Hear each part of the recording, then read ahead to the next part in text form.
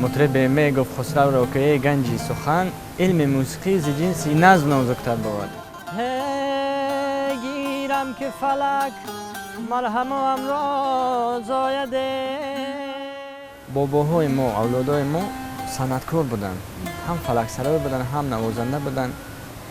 در دوره های قدیم همه مردم ها با اسباب موسیقی تامین نبودن. همین شخصی که الهام سراییدن می اومد و دیگر علاج نداشت و اسباب نداشت و بی اسباب همین فریاد میگفت. های خوشبختی در بر سری ساز آیده.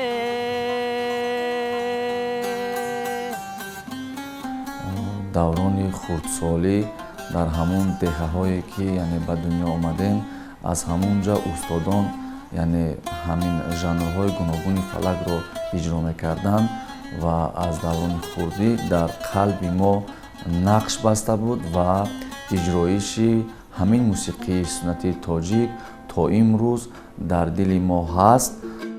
هی دنیا را به خود وفا ندیدم گذشت، هی انگشتی پشیمانی گزیدم گذشت.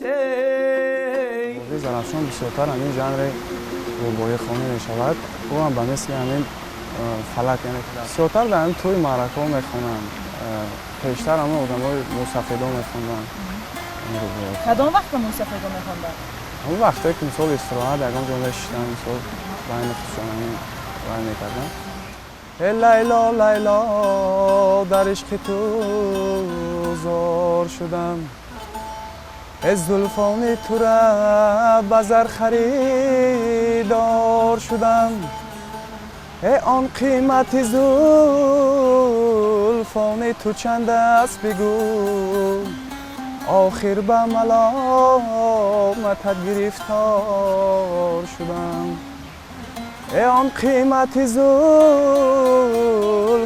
تو چند است بگو، آخر به ملامتت گرفتار شدم.